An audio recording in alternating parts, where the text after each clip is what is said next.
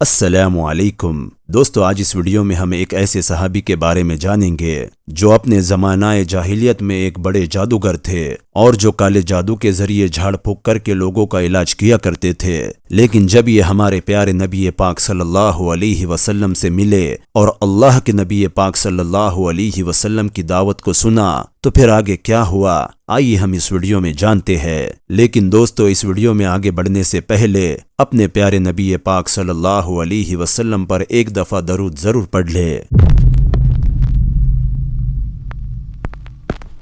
حیات الصحابہ جلد اول، مضمون حضور صلی اللہ علیہ وسلم کا حضرت ضماد رضی اللہ عنہ کو دعوت دینا۔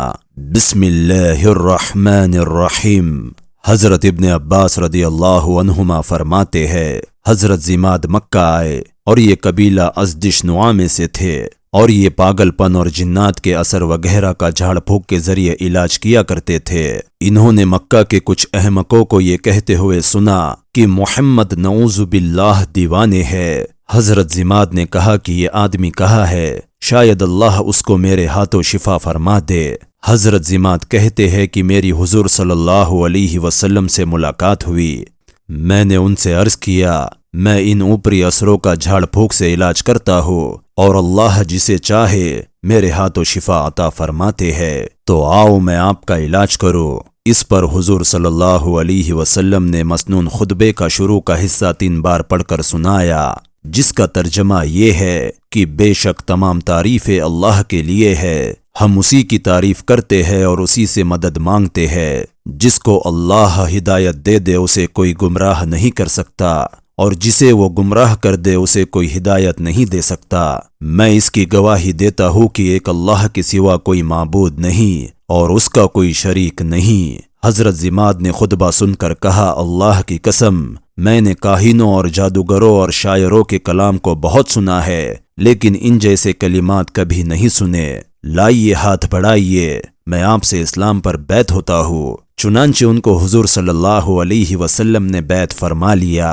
اور ان سے فرمایا کہ یہ بیعت تمہاری قوم کے لیے بھی ہے۔ حضرت ضماد نے عرض کیا کہ بہت اچھا، میری قوم کے لیے بھی ہے۔ چنانچہ بعد میں حضور صلی اللہ علیہ وسلم نے ایک ٹکڑی بھیجی جن کا حضرت ضماد کی قوم پر غزر ہوا، تو ٹکڑی کے امیر نے ساتھیوں سے پوچھا، کیا تم نے اس قوم کی کوئی چیز لی ہے؟ تو ایک آدمی نے کہا، میں نے ان کا ایک لوٹا لیا ہے۔ تو امیر نے کہا، وہ ان کو واپس کر دو کیونکہ یہ حضرت ضماد کی قوم ہے۔ ایک روایت میں ہے کہ حضرت ضماد نے حضور صلی اللہ علیہ وسلم سے عرض کیا کہ یہ کلمے آپ دوبارہ سنائے کیونکہ یہ کلمے بلاغت میں سمندر کی گہرائی کو پہنچے ہوئے ہے۔ حضرت عبد الرحمن ندوی کہتے ہیں کہ حضرت ضماد رضی اللہ عنہ نے بیان فرمایا، میں عمرہ کرنے کے لیے مکہ گیا، وہاں میں ایک مجلس میں بیٹھا جس میں ابو جہل، عتبہ بن ربیعہ اور امیہ بن خلف تھے۔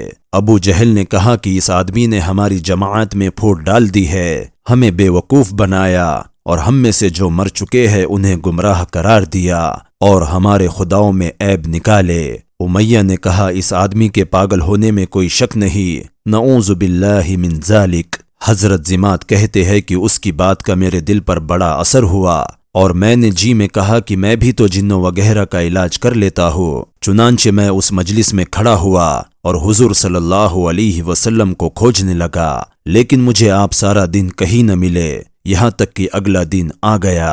اگلے دن پھر ڈھونڈنے نکلا تو مجھے آپ مقام ابراہیم کے پیچھے نماز پڑھتے ہوئے مل گئے۔ میں بیٹھ گیا، جب آپ نماز سے فارغ ہو گئے تو میں آپ کے قریب آ کر بیٹھا اور میں نے کہا، اے ابن عبد المطلب، آپ نے میری اور متوجہ ہو کر فرمایا، کیا چاہتے ہو؟ میں نے کہا، میں جنوں وغیرہ کا علاج کر لیتا ہوں اور آپ اپنی بیماری کو بڑا نہ سمجھے کیونکہ میں نے آپ سے بھی زیادہ سخت بیماروں کا علاج کیا تو وہ ٹھیک ہو گئے۔ میں آپ کی قوم کے پاس سے آ رہا ہوں، وہ آپ کے بارے میں کچھ بری باتوں کا ذکر کر رہے تھے کہ آپ ان کو بے وقوف بتاتے ہیں اور آپ نے ان کی جماعت میں پھوٹ ڈال دی ہے اور ان میں جو مر چکے ہیں ان کو آپ گمراہ قرار دیتے ہیں اور ان کے خداؤں میں عیب نکالتے ہیں۔ تو میں نے اپنے دل میں سوچا کہ ایسے کام تو پاگل یا آصف زدہ ہی کر سکتا ہے۔ میری ساری بات سن کر حضور صلی اللہ علیہ وسلم نے مسنون خطبہ پڑھا جس کا ترجمہ یہ ہے، تمام تعریفیں اللہ کے لیے ہے،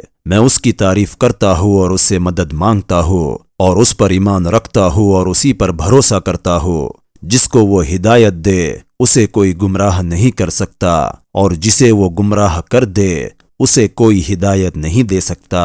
اور میں اس بات کی گواہی دیتا ہوں کہ ایک اللہ کے سوا کوئی معبود نہیں، اس کا کوئی شریک نہیں ہے، اور اس بات کی گواہی دیتا ہوں کہ محمد اس کے بندے اور رسول ہے۔ حضرت ضماد فرماتے ہیں کہ میں نے حضور صلی اللہ علیہ وسلم سے ایسا کلام سنا کہ اس سے اچھا کلام اس سے پہلے میں نے کبھی نہیں سنا تھا۔ میں نے آپ سے اس خطبے کو دوبارہ پڑھنے کی گزارش کی جس پر آپ نے یہ خطبہ دوبارہ پڑھا۔ پھر میں نے کہا آپ کس چیز کی دعوت دیتے ہیں؟ آپ نے فرمایا میں اس بات کی گواہی دیتا ہوں کہ تم ایک اللہ پر ایمان لاؤ جس کا کوئی شریک نہیں، اور بتوں کی غلامی سے اپنے آپ کو آزاد کر لو، اور اس بات کی گواہی دو کہ میں اللہ کا رسول ہوں۔ میں نے کہا اگر میں ایسا کر دوں تو مجھے کیا ملے گا؟ آپ نے فرمایا تمہیں جنت ملیں گی۔ تو میں نے کہا میں اس بات کی گواہی دیتا ہوں کہ ایک اللہ کے سوا کوئی معبود نہیں جس کا کوئی شریک نہیں ہے، اور اپنی گردن سے بتوں کو اتار کر ان سے الگ ہونے کا اظہار کرتا ہوں،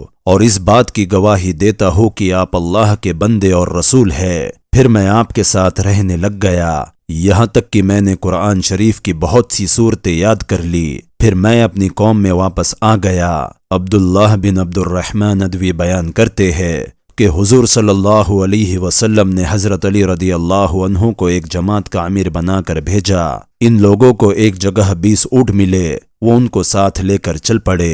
حضرت علی بن ابی طالب کو پتہ چلا کہ یہ اونٹ حضرت ضماد کی قوم کے ہے، چنانچہ وہ سب اونٹ واپس کر دیے گئے۔ تو دوستو یہ تھا حضرت ضماد رضی اللہ عنہ کے اسلام لانے کا تمام واقعہ۔ دوستو اس واقعے سے آپ کو کیا سیکھ ملی یہ کمنٹ سیکشن میں مجھے ضرور بتائے، اور اسی کے ساتھ یہ بھی بتائے کہ کیا آپ کو حیات الصحابہ کی یہ سیریز پسند آ رہی ہے یا نہیں۔ میں آپ کے کمنٹ کا منتظر ہوں، اور انشاءاللہ میں آپ کے کمنٹ پر ریاکٹ بھی ضرور کروں گا۔